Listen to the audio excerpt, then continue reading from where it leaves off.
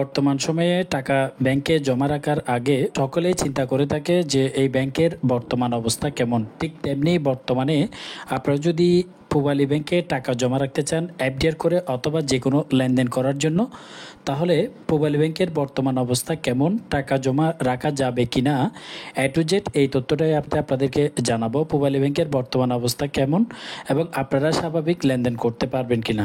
শুরুতে বেসরকারি খাত থেকে জাতীয়করণ, এরপর আবার বেসরকারি খাতে যাত্রা। জন্মের পর থেকে এমন নানা রূপান্তরের মধ্য দিয়ে গেছে পূবালী ব্যাংকের। একসময় আর্থিক সংকটে পড়া পূবালী ব্যাংক কোন দেশের শীর্ষস্থানীয় ব্যাংকগুলোর মধ্যে একটি। ভালো গ্রাহক, কম খেলাফিরিন ও ব্যবস্থাপনা দক্ষতার কারণে দেশের ব্যাংক খাতে মুনাফার শীর্ষে বর্তমানে পূবালী ব্যাংকের। তবে সমস্যা কাটিয়ে রাতারাতি ব্যাংকটির উত্তরণ ঘটেনি, এই জন্য সময় লেগেছে প্রায় 21 বছর। 1984 সালে ব্যাংকটির খেলাফি ঋণ ছিল 54%। সর্বশেষ গত বছরের ডিসেম্বরে খেলাফির এই ঋণ 3%-এর নিচে চলে আসে। শুধু খেলাফি ঋণ নয়, নানা উদ্যোগ ও সুশাসনের কারণে বিভিন্ন সূচকে ব্যাংকটির শীর্ষস্থানীয় ব্যাংকে পরিণত করা হয়েছে।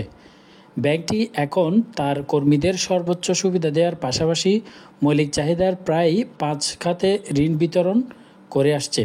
এ কারণে আর্থিক খাতের নানা অনিয়মের মধ্যেও নিজেদের শক্তিশালী অবস্থান ধরে রাখতে পেরেছে পূবালী ব্যাংক।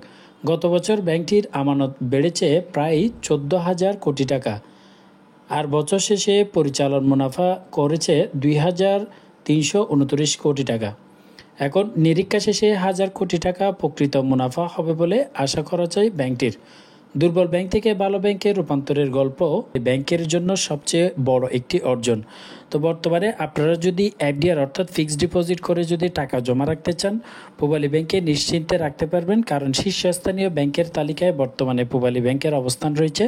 এবং আপনারা যদি যে কোনো লেনদেন করতে চান, ব্যবসায়িক লেনদেন কিংবা স্বাভাবিক সেভিংস অ্যাকাউন্টের লেনদেন অথবা ডিপিএস, আপনারা যে কোনো লেনদেনই পূবালী ব্যাংকে করতে পারবেন।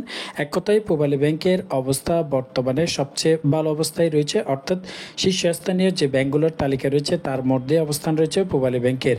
পূবালী ব্যাংকে আপনি কত টাকা জমা রাখতে চান কিংবা কোন বিষয়টি আপনি জানতে চান, সেটি অবশ্যই কমেন্ট বক্সে জানাতে পারেন।